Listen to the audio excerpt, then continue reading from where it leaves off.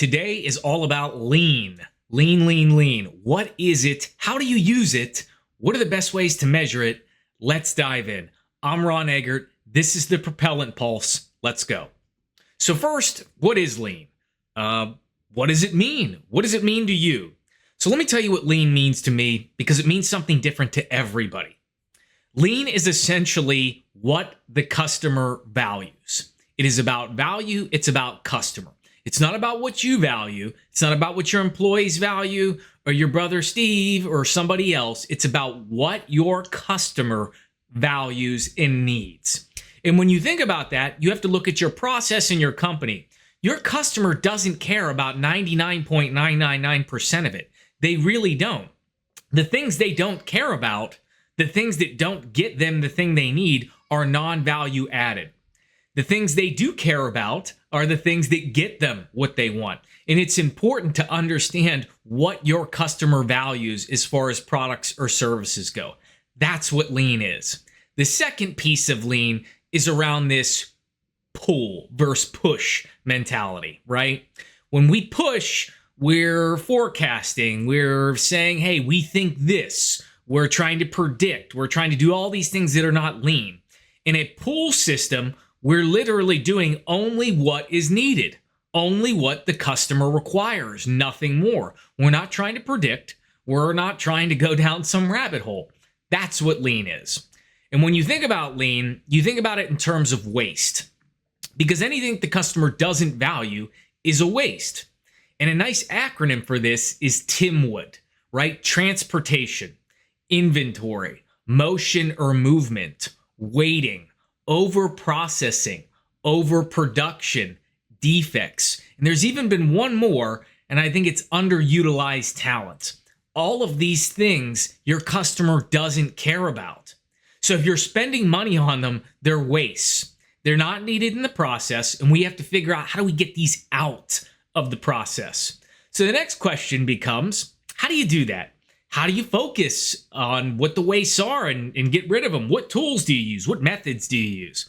Well, the first thing you have to think about is gembaing, right? Gemba means go and see, and actually it means show respect.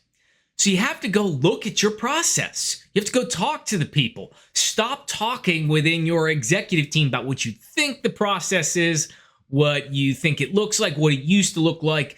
Get in a car, get on a plane, go walk the floor, go walk the office, look at it with your own eyes, talk to people, see for yourself what it looks like. Once you do that, you'll have a much better understanding of what that process is.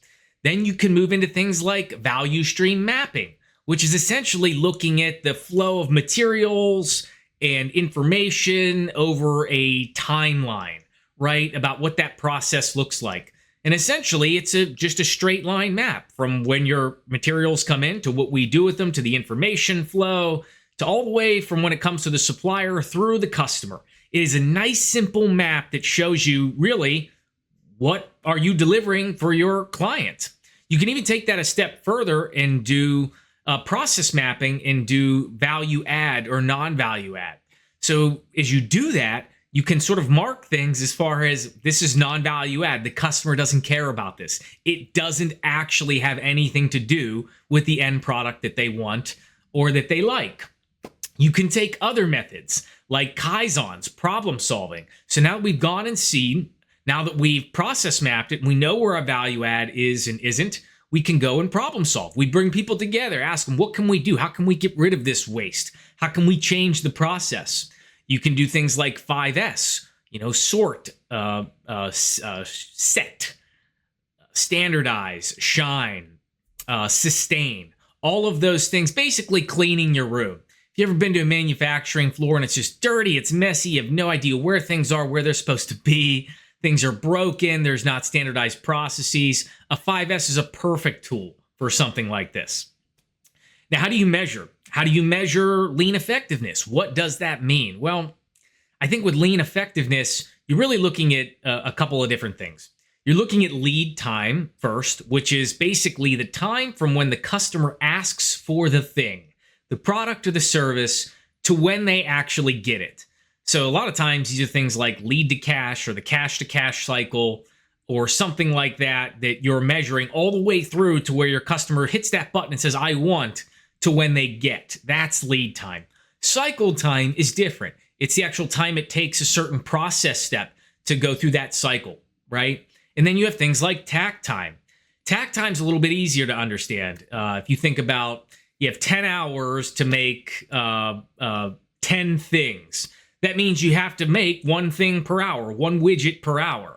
So at hour 3, you need to have made 3. If you haven't made 3, you're below your tack time. If you made more, then you're above your tack time. So these are simple ways to measure efficiency.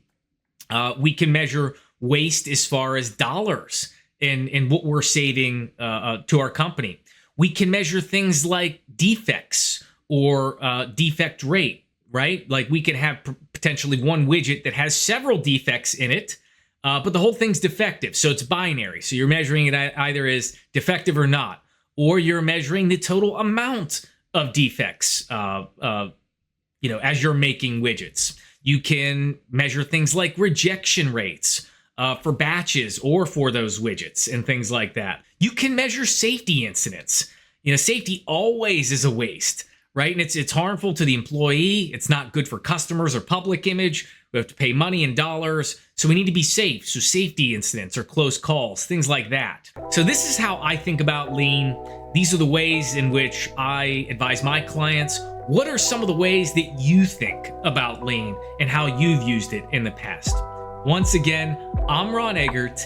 This is the Propellant Pulse. Until next time.